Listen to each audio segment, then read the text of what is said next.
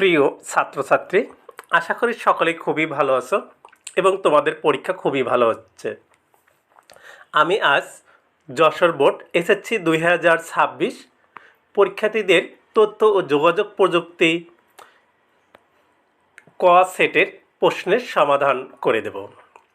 Jessore board SSC 2026 ক set Jessore board. 1 নম্বর, operating system সাধারণত কোন ড্রাইভে থাকে?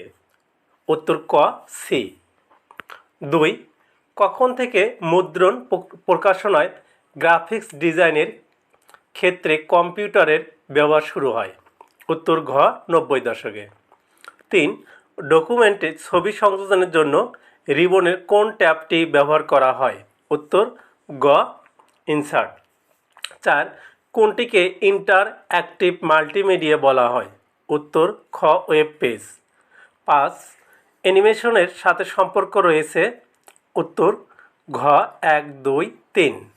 1 অডিও, 2 ভিডিও, 3 টেক্সট। 6, ইন্টারনেট ব্রাউজারের ক্যাশ মেমোরিতে কোন ধরনের ফাইল জমা হয়? উত্তর ক টেম্পোরারি ফাইল। 7, স্প্রেডশিট ব্যবহার করে? উত্তর গ রোমান 2 ও 3। 2 সূত্র ব্যবহার করা যায়, 3 উপাত্ত বিন্যাস করা যায়।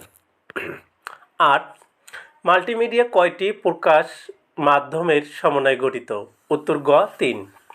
9, লাইন স্পেসিং অপশনটি কোন গ্রুপে অবস্থিত? উত্তর গ প্যারাগ্রাফ। 10, D5 সেলে মোট ব্যয়ের সূত্রটি হবে? উত্তর ক D2 plus D3 plus D4।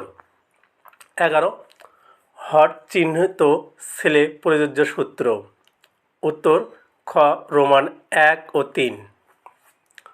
12, word প্রসেসরের লেখালেখির জন্য বিভিন্ন স্টাইলের অক্ষরকে কি বলে? উত্তর খ ফন্ট।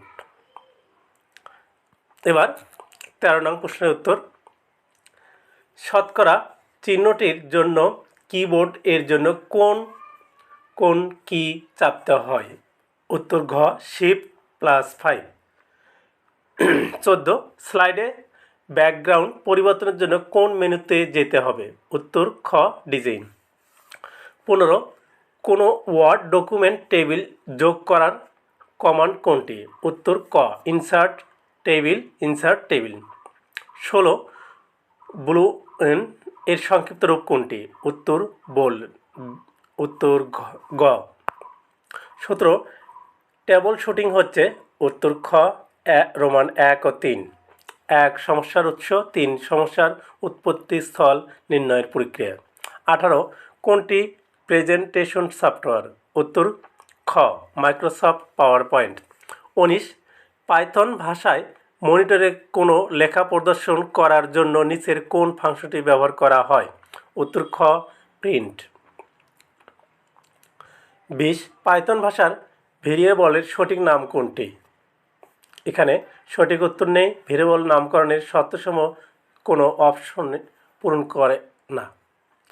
21, CMOS এর পূর্ণরূপ কোনটি? উত্তর ক।